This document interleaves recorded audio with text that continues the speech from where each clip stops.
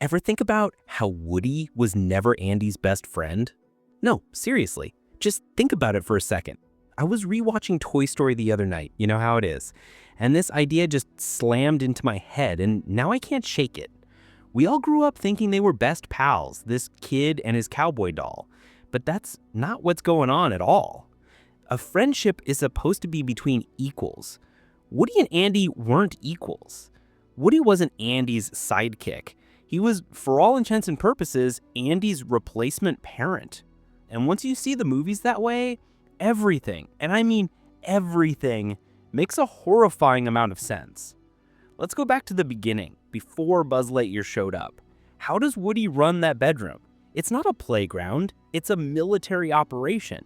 He's up on the bed with a little notepad, holding actual staff meetings. He's checking on the reconnaissance mission downstairs. He's making sure every single toy has a moving buddy. Does that sound like a friend just hanging out? No, that's a manager. That's a dad, making sure the house is in order. His entire existence revolves around one thing: maintaining the stability and happiness of Andy's world. He's got this constant, low-level anxiety that none of the other toys have. Rex is just worried about his roar. Mr. Potato Head is just being a grump. Woody is the only one worried about the big picture, about Andy's emotional well-being. His place on the bed isn't a trophy for being the favorite. It's a watchtower. It's the parents' side of the bed. He's the guardian against bad dreams, the first line of defense. His job isn't to be fun. His job is to be there. So when Buzz Lightyear, the new shiny laser-equipped toy, drops into the middle of this, it's not just a simple rivalry. It's the single dad equivalent of a new step-parent showing up. Or maybe even more accurately, it's the oldest child's absolute nightmare when a new baby comes home from the hospital and suddenly nobody cares about his macaroni art anymore. Look at Woody's reaction. It's not just jealousy, it's a full-blown existential crisis. He's not worried about losing playtime, he's worried about being made obsolete, about losing his purpose. This new guy is getting the spot on the bed, the posters on the wall are being replaced, Andy's attention, his affection, his entire universe is shifting, and Woody's being pushed to the side. So what does he do? He tries to get rid of the competition. That move to knock Buzz behind the desk isn't just a mean prank. It's a desperate, panicked attempt by someone terrified of being replaced in the most important role of his life. He's not afraid of losing a friend. He's terrified of losing his kid. The whole first movie, the whole journey through Sid's house and back, isn't about Woody learning to make friends with Buzz. It's about Woody learning a fundamental, brutal lesson of parenthood. You have to learn to share your child's world. You have to accept that new people will come in and be important to them. And your job is to make room for them, even if it feels like you're being replaced. And this caretaker role isn't just for Andy. He's the unofficial dad for all the toys. Who's the one who calms everyone down when they're scared of being sold at a yard sale? Woody. Who was the one who risks his own plastic neck to save Wheezy from being thrown out in the second movie? Woody.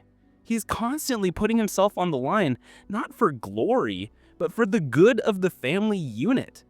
He's the one who leads the charge, who makes the tough calls, who bears all the responsibility when things go wrong. Remember in Toy Story 3, when he has that choice? He could go to a museum in Japan. He could be kept in perfect condition, admired by kids for generations. It's the toy equivalent of a quiet retirement in a luxury condo. But he gives it all up. Why? To go back to a kid who he knows deep down is going to outgrow him. A kid who will eventually break his heart by forgetting him. Who makes a choice like that? Not a friend, a parent. A parent who knows their job is to be there for the messy, heartbreaking, temporary, beautiful moments, not for the easy, permanent glory.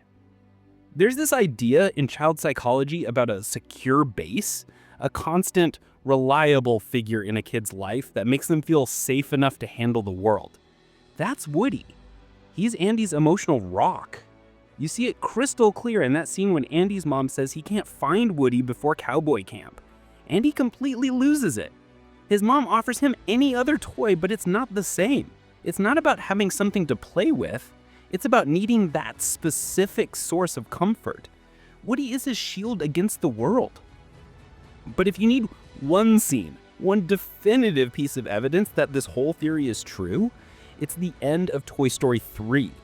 The whole movie is basically a metaphor for the empty nest syndrome. Woody is a parent whose kid is leaving for college, and he is not handling it well.